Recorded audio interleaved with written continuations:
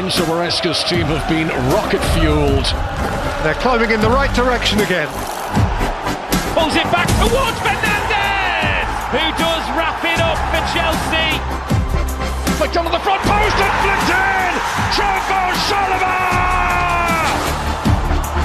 2-0! Malo Gusto Turning up the heat and the fight for Champions League football. A claret and blue storm is coming from the second city. Aston Villa make those around them sit up and take notice again. Buendia wins it for Aston Villa. Onana got to that one. The turnaround is complete. There's Morgan Rogers setting his sights. They just do not give up. They are right now in this title fight. The Aston Villa machine rolls on. And it rolls on to Stamford Bridge for the blockbuster in match week 18, where Chelsea welcome Aston Villa. It's 4 versus 3 in the Premier League. Just one place, but 7 points separate these two ahead of this weekend's matchup.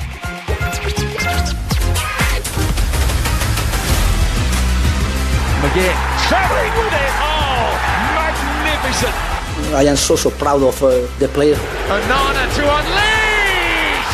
My challenge is every day. It's Ollie Watkins again.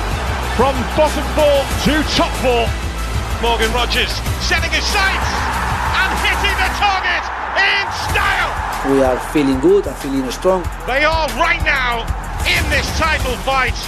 Read a lot of stuff that our Villa are in the title race and we're there, and that's the main thing, you know. I think we're just sort of going about our business. I think we have gone about our business unrecognised over the last few years, you know, because almost people only talk about the so-called top 6, which is obviously the Arsenals, the Cities, the Liverpools, Uniteds, and some people don't really put us there, so it's nice to sort of go under the radar and slip in there, yeah. The next step for us is to try and win as many games as possible and reach the final stages of tournaments, and then you know, going in to win it. And who knows?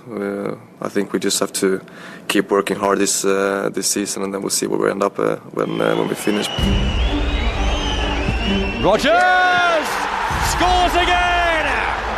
He is the man for Aston Villa. Here he comes, Morgan Rogers inside the United penalty area. That is magnificent. He's a man right on top of his game at the moment, and he delivers again.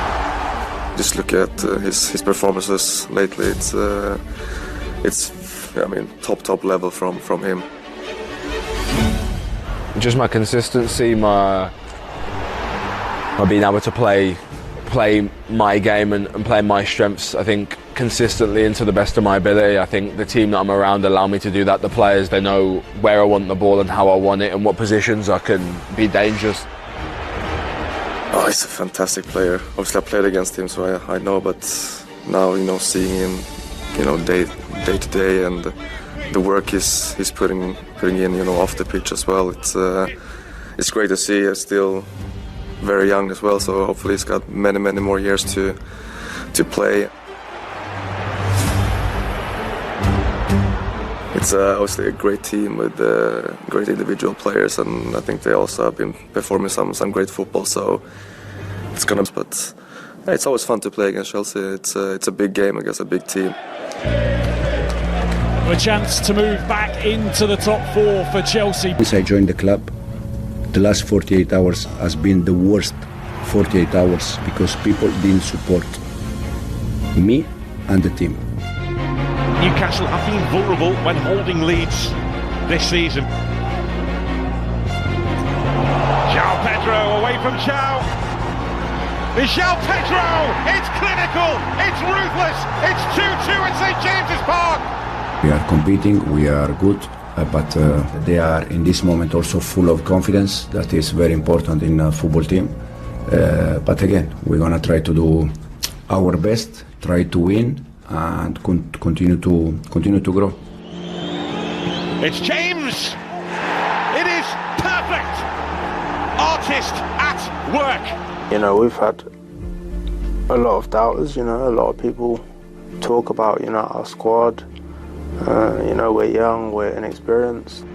We know how good we are and what we are capable of achieving. We want to go for everything. It's as simple as that. Every competition we're in, we believe we have the squad to do. We have an amazing manager, and we'll do our best to achieve everything.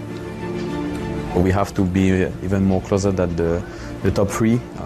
So this weekend will be really important for us to be closer. It will be a great opportunity for the team, and we'll have to take this game seriously and to do our best.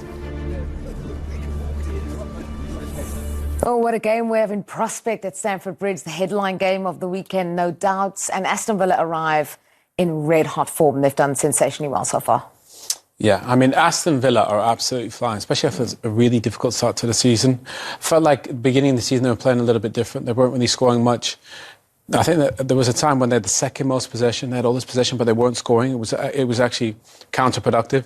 Their best players are in transition, Ollie Watkins and Morgan Rogers.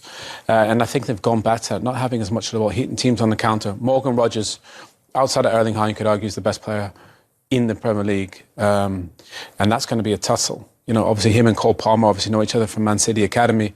Two special players. It'll be interesting to see who kind of grabs the occasion because they're both big game players. Yeah, high chance we will see that celebration tomorrow. We just don't know who it's going to come from. Yeah, I think they were fighting over who started the celebration, but two brilliant players, obviously Palmer and Rogers, and Owen's right, in recent weeks Rogers has really stepped up to the plate. There's talk about obviously a big competition for the World Cup with England as well. Who starts, Bellingham or Rogers? And in the form, if the game was tomorrow, it would be Rogers for me. He's absolutely lighting up the Premier League. And again, Aston Villa, they've won 16 games out of 18 in all competitions. The run they're on in Unai Emery is phenomenal. Even when they go behind, there's no panic. There's a belief within the squad, within the team. We've got this, we can get back into this, and Owen's right. They seem to be giving up a little bit more possession, but again, you don't have to have possession to win the game. In football, you have to have a little bit of possession, but at the same time, it's how quick they are in the counter-attack, and they're hitting teams hard. Yeah, it's 10 games, that winning streak now. The club record is 11, so just one win away from equaling that. Can they do it at Stamford Bridge? They arrive as the form team, as we said, and certainly Morgan Rogers has been the one driving them. I mean, the 2 goals he scored against United were just really special, and that's him. He has this gift. An old school number 10 was like a passer, was like a playmaker. Morgan's a kind of a ball carrier, and he's an amazing athlete as well. He's literally got everything. Look at that ball. In behind. He's added free kicks to his game. We know he's brilliant when he kind of gets on the ball, but he's just a really special player. I love watching him play. Matty Cash has got as many goals as Ollie Watkins. Daniel Malin's got more goals than Ollie Watkins, so they're doing it without the talisman. Really, this free kick is naughty. I mean, but people say he works on it, and people say every day in training, after training, it's not by fluke. You say some kids watching the TV, he's in good positions. He works on his finishing, he works on his free kicks. It's not just gifted to him. Yes, he was gifted player, but you have to put the work rate in these pockets, these positions. That's an unbelievable strike. Like, there's no goalkeeper in the world saving that. This one's mad, the touch, Shay. The touch is unbelievable. Then you think you always got to go and show him into the rules there or something, but he stands off. And if any defender or any player in the Premier League stands off him, that's how it ends up. It ends up in the back of your net because he is absolutely flying at the minute. Honestly, he smashes these balls into the side net, and it's absolutely brilliant. He really is. He's the real deal. And he's got size, he's got speed, technical ability. And argue whose celebration. Yeah. I think Cole's trademarked it, hasn't he? So he could be in trouble. Even though he did a kind of in tribute to him. He said he started it. Yeah, he did. Cole Palmer said it's in tribute to him because they were in the City Academy together, as Owen told us. But Palmer's now trademarked it. Can you imagine that Academy, City? Him, Cole Palmer, Phil Foden. I mean... all playing the same position. Scary. No wonder he's left.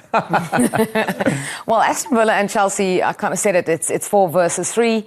But Chelsea are 7 points behind them. And Villa, it was very different earlier on in the season when Chelsea were in the conversation about the title. Now it's Villa. Well, it can change really quickly, can't it? Owen's right before. He said Aston Villa had such a poor start to the season. He thought, what's happened? They didn't recruit well in the summer, but they've just shown with resilience and grit and belief they're back in the race for... They're back in the race to the title, but probably the bigger picture is if we can get back in the Champions League this season, it's a successful season. But again, a month or two ago with Chelsea, they're right up there challenging at the top of the league, but now it seems they've fallen off a little bit of a cliff. If they don't win Chelsea, yeah, I mean The title's over, isn't it? Oh, definitely, yeah. Titles could be over already. But again, even that comments that Maresca made a couple of weeks ago about, the worst 48 hours. We were talking about off air. It's a bit surprising he said that, because you're just adding more pressure to yourself by saying that. A manager's job is to manage down the way, but it's also to manage up the way to the powers that be at the football club. And I was surprised he came out with that in the press conference. Yeah, that was really puzzling indeed. Let's talk about Cole Palmer, though, because obviously a key player for Chelsea. Last season, very different how they managed without him. This season, they seem to be able to do that. He's yet to play a full 90 in the last 3 months. Enzo Maresca has hinted that could be the case against Aston Villa. Yeah, and they need him. I mean, I really like João Pedro, but is he a number 9? Is he a number 10? I think with Cole Palmer back in as number 10, João Pedro can play up top.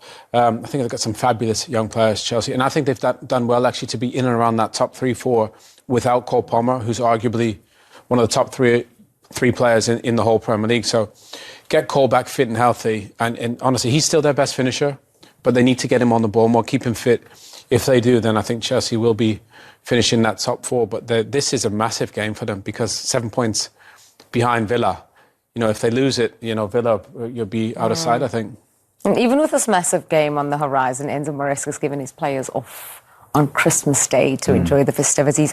Has that ever happened? Is that unusual? Have you ever had a Christmas Day off? Yeah, we've had it once or twice. I think Bobby Robson might have given us off at Newcastle a couple of times. But you would go out on Boxing Day and go, well, he's given us off this. We have to go and prove to him that maybe next season we might get Christmas Day off again if we get a good result. But the opposite side of the coin is, if we play poorly or get a poor result, we know next Christmas we're in.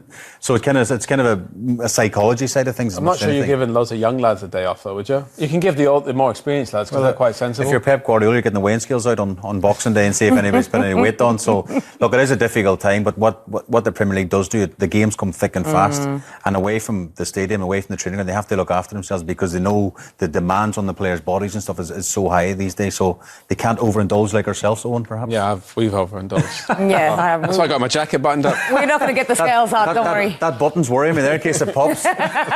We won't get the scales out to see if anyone's overindulged in the pudding, no problem.